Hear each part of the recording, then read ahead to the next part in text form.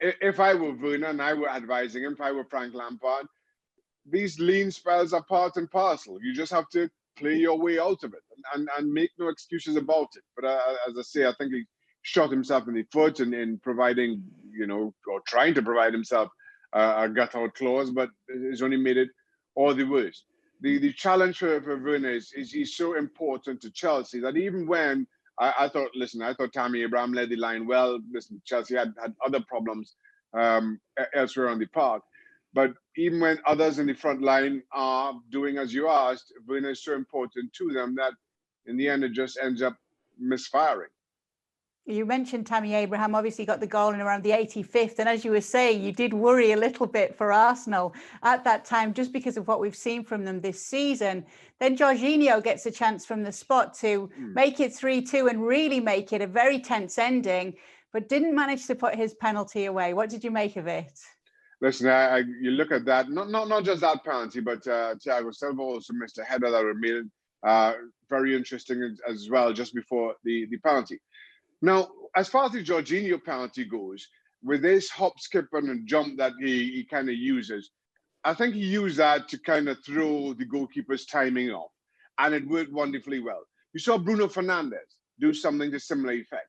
But of course, goalkeepers are going to see that, they're going to know, and they're going to adjust. I think the very good penalty takers, certainly in my experience of playing against them, had a change-up. They had a favored side, and if as a goalkeeper you went a little bit early, you showed a little bit too much, they could just change it up and put it into the other corner or put it down the middle and make it difficult for you. I think what you saw from Jorginho today, or what you have seen, is they've relied on the goalkeeper mistiming. And now that the goalkeepers have figured out the timing of their runs, they don't have that great a change-up. And what he did was he tried to not hop as high as he did previously, again, in throwing the goalkeeper off his timing. You saw Bruno Fernandes do similarly, and he struggled when he tried to change up his natural run.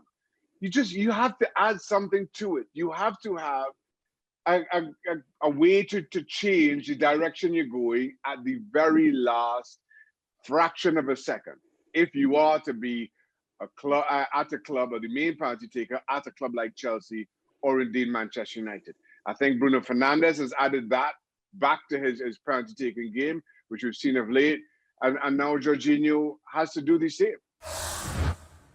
Well, thank you very much for watching ESPN on YouTube. For more sports highlights and analysis, be sure to download the ESPN app. And for live streaming, premium content, and let's not forget as well, ESPN FC 7 days a week. Subscribe to ESPN+.